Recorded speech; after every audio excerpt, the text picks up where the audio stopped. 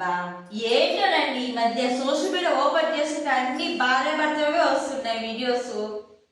అవునే, మంచి పని అండి సోషల్ మీడియా వల్ల. భార్యాభర్తలు పొద్దున్న నుంచి సాయంత్రం వరకు ఆఫీస్ వర్క్ చేసుకుని వచ్చి ఇంటికి వచ్చి చక్కగా రీల్ చేసుకొని వచ్చి మళ్ళీ కొట్లాడుకునేదానికి టైమే లేకుండా గొడవ పడడానికి టైమే లేకుండా మంచిగా రీల్ చేసుకొని పడుకుంటారు కదా. మంచి పని అయింది సోషల్ మీడియా వల్ల. అవునండి, నాకు కూడా హ్యాపీగా అనిపిస్తుంది. ఎందుకంటే ఎప్పుడు ఆఫీస్ వర్క్ మార్నింగ్ లేవగానే ఆఫీస్ వర్క్ హస్బెండ్ వెళ్ళిపోతాడు, మార్నింగ్ పిల్లలు వస్తూనే మనకు వండడం చేసి పెడుతుంది. కానీ ఇంట్లో ఉన్న వాళ్ళ వైఫ్కి మాత్రం ఎప్పుడు మనశాంతిగా 5 minutes మాట్లాడే గుడ్ టైం ఉండదండి. అదే సోషల్ మీడియాలో అనుకో వీడియోస్ చేయాలన్న ఇంట్రెస్ట్ వస్తుంది, ఆ వీడియోస్ చేద్దాం రాను వాళ్ళ హస్బెండ్ కూడా మలకరిస్తాడు కాబట్టి బాగుంటుందండి. బాగుంటుంది, కానీ వీడియోలు చేసే వాళ్ళకి తెలుసు, వీడియోలు చేసే వాళ్ళకి తెలుస్తుంది ఆ బాధ ఏంటో. ఎందుకండి అలా అంటున్నారు? తెలీదా? తెలీదండి. ఏముంటుందండి, జస్ట్ ఏం చేస్తారు, అలా నటిస్తారు, వీడియో అప్లోడ్ చేస్తారు, అంతే కదా, వైరల్ అయిపోతుంది అంతే. నటించేదానికి ఎంత కష్టపడాలో నీకు తెలీదని. ఆ బాధ ఏంటో నాకే తెలుసు. అవునా? నిజమేనండి, చాలా కష్టం ఉంటుంది. మనం ఎంత కష్టపడి కంటెంట్ క్రియేట్ చేసినా కూడా సక్సెస్ అవ్వదు అసలుకి. ఏంటో ఒకసారి పిచ్చి పిచ్చిగా వీడియోస్ చేసిన వాటికి బాగా వెళ్ళిపోతున్నాయి. ఏంటో కంటెంట్ క్రియేట్ యాక్టింగ్ చేసే వాళ్ళు అయితే బాగా చేస్తారు, యాక్టింగ్ రాని నాలాంటి వాళ్ళ పరిస్థితి ఏంటి? అలా కాదండి, మనం ఎంత క్రియేట్ చేసినా కూడా ఒక్కోసారి వెళ్ళామండి, వ్యూసే రాకుండా. లాంగ్ వీడియోస్ అయితే అస్సలు వ్యూస్ రాకుండా అయిపోతాయండి. ఎంత మంచి కంటెంట్ క్రియేట్ చేయాలో ఏమో. ఏం చేయలేము అంటే సరేనండి, మన ప్రయత్నం మనం చేయాలండి.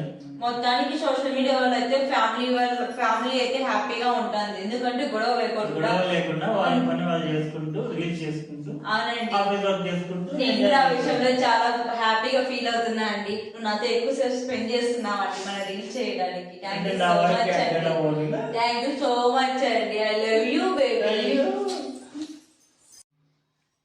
ఏమండి, చపాతీలు చేద్దాం అనుకున్నా డిన్నర్ కి. ఎన్ని చపాతీలు చేయమంటారు? ఫస్ట్ అది చేతిలో నుంచి బయట పెట్టే మనం కూర్చొని మాట్లాడుకుందాం. సో ఈరోజు ఆకలిగా ఉంది, 4 చపాతీలు తిందాం అనుకుంటా. నేను 4 చపాతీలు చేయడానికి. ఏమండి, 4 చపాతీలు చేయమన్నారుగా చేస్తున్నా. వేస్ట్ చేసాను పడేసాను అయిపోతా చెప్తున్నా. ఎట్టు నుంచి అప్పటిగా విరిగిపోతుంది. కొట్టేటట్లుంది, తక్కువ చెప్పు. సరే అయితే 3 చపాతీలు చేయొచ్చు, చాలా. నాకు 3 చపాతీలు నేను తింటాను. 3 చపాతీలు చేస్తాను. బాక్స్ లో ఉన్నాయి, స్క్వేర్ షాప్ లో ఉన్నాయి అన్నారు అనుకో అయిపోతా చెప్తున్నా. ఎట్లున్నా కానీ తినాలి. సరే అయితే 2 చేయ చాలు. 2 చేయ. సరే, 2 చపాతీలు చేస్తాను. పిండి వేసి లావుగా చేస్తాను. తినకపోయారనుకో అయిపోతారు చెప్తున్నా. సరే అయితే అంత అక్కడిగా ఉన్నా సర్లేదు, ఒక్క చపాతీ చేయను, మంచిగా చేయను, తింటాను. మంచిగా ఉన్నాయని నాకు సరిపోతుంది. ఒకటి చేయను చాలు. అది పక్కన పెట్టు. ఒక చపాతీ కోసానికి మళ్ళీ పిండి కలిపి మళ్ళీ గ్యాస్ అంటించి మరి పెనుపే వేసి టైం వేస్ట్ ఎందుకండి? మళ్ళీ కర్రీ చేసి అదేదో ఒక చపాతీ బయట తినేసి నాకు కూడా తీసుకురండి, సరేనా?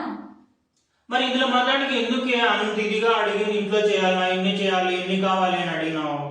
అదేదో ముందే చెప్పింటే నేను బయట తినేసి వచ్చేసింది కదా. నేను అలా చెప్తే అట్లా సరిపోతుంది, ఇంత గొడవడాలి కదా.